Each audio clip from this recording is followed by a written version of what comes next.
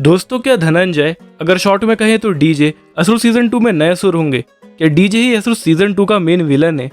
और रसूल के अलावा कौन है सीबीआई में जो शुभ की सीक्रेट ऑर्गेनाइजेशन या फिर कहीं शुभ की टीम का मेंबर है? इन सभी के आंसर्स और बहुत कुछ जानेंगे हम आज की इस वीडियो में। देखो, यहाँ मैं जो भी बताने वाला हूँ वो सारी चीज़ें कनेक्ट करती हैं डीजे से, जो मैं आपको प्रूफ के साथ बताऊंगा कि क्यों डीजे हमें सीजन 2 में एज अ न्यू असुर देखने को मिल सकते हैं। इसलिए इस वीडियो को पूरा एंड तक जरूर देखना। लेकिन उससे पहले अगर आप चैनल पे नए हो तो प्लीज़ यार चैनल को सब्सक्राइब जरूर कर लेना, और ऐसे ही और भी अमेजिंग वीडियोस सबसे पहले देखने के लिए बेल नोटिफिकेशन को भी हिट कर देना। तो विदाउट वेस्टिंग टाइम सीधे मेन टॉपिक पर। दोस्तों, जैसा कि हमने असुर के सीजन 1 में देखा था कि ये पूरा सीजन डार्क साइड को शो करता है, इसलिए इसका नाम Asur welcome to your dark side है। असुर सीजन 1 का कॉन्सेप्ट ही डार्क साइड को शो करना था कि कोई भी इंसान अच्छा नहीं होता।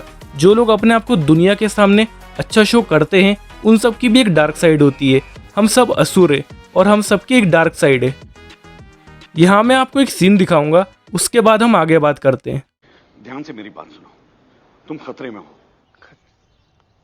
आप जेल से निखिल, ट्राई एंड अंडरस्टैंड।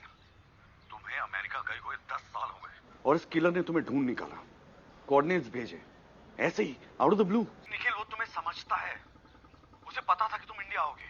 और फर्क नहीं है Nikhil, he's brought you here for a reason. Nikhil, you're walking into a trap, you God damn it. We have 10 minutes.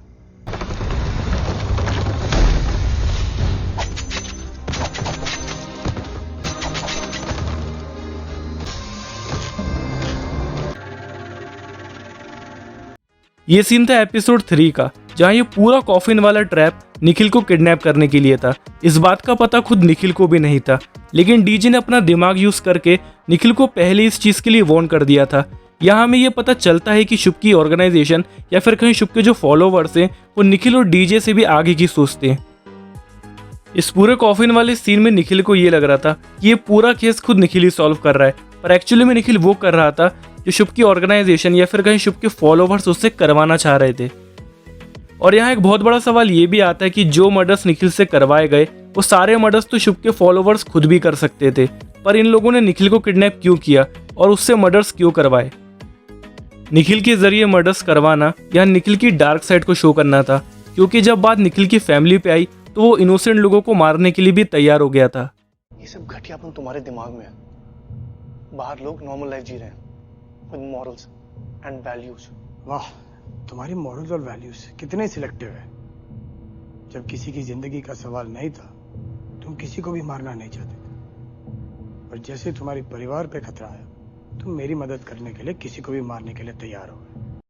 अब देखो, ये सब बातें मैंने आपको इसलिए बताई क्योंकि डीजे की वाइफ का मर्डर होना, डीजे के बेस्ट फ्रेंड लोलार को मारना, डीजे से शुभ को जेल भेजने वाली बात को एक्सेप्ट कराना, डीजे को हॉस्टेजेस की जान बचाने के लिए 3 पिल्स खिलाना, ये सब शुभ के फॉलोवर्स का प्लान था।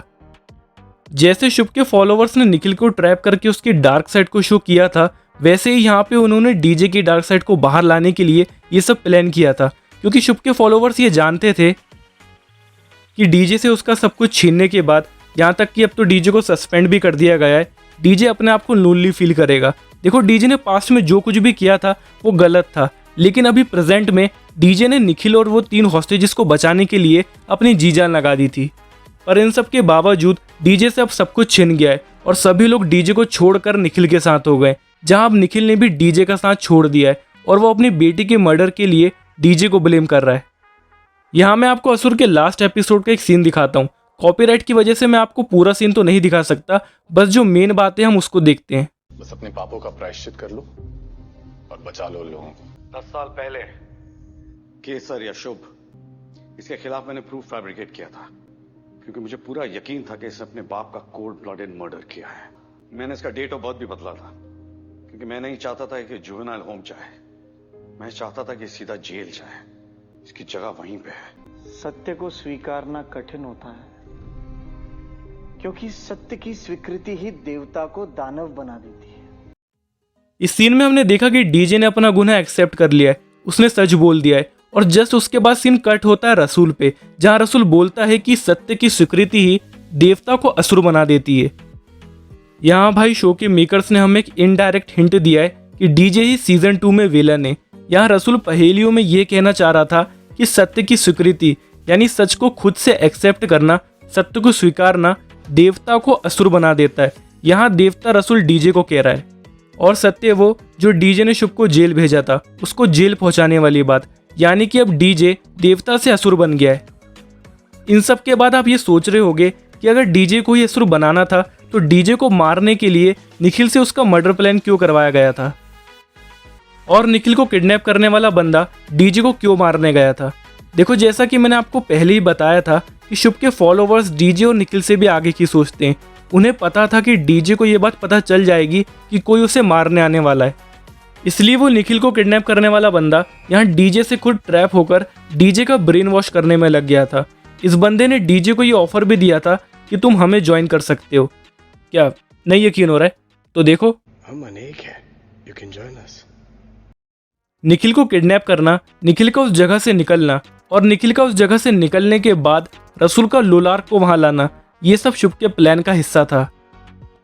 क्योंकि ये लोग इतने बेवकूफ़ तो है नहीं कि गलती से भी बायोमेट्रिक लॉक निखिल के सामने खोले और पानी बोतल की जगह ग्लास में निखिल को दें, क्योंकि किसी के भी फिंगरप्रिंट निकालना निखिल और डीजे के लिए बच्चों का खेल है। निखिल को किडनैप करने वाले बंदे ने जानबूझकर निखिल के सामने बायोमेट्रिक लॉक खोला और उसे पानी बोतल की जगह ग्लास में दिया ताकि निखिल को उसके फिंगरप्रिंट मिल जाए और निखिल को ये लगे कि वो खुद उस जगह से बाहर निकला है। दोस्तों, आपको लग रहा होगा कि ये सब मैं ऐसे ही बोल रहा हूँ, पर ऐसा नहीं है। उस जगह से बाहर निकलकर जब निखिल केमिकल फैक्ट्री में जाता है हॉस्टेजेस को बचाने के लिए, तब निखिल को रसूल कॉल पे कहता है, तुम एक टाइम पे दो जगह कैसे हो सकते हो? मेरी चिंता छोड़ो निखिल, तुम भी वहां मेरी मर्जी से खड़े हो, भूल गए तुम मेरे सारथी हो।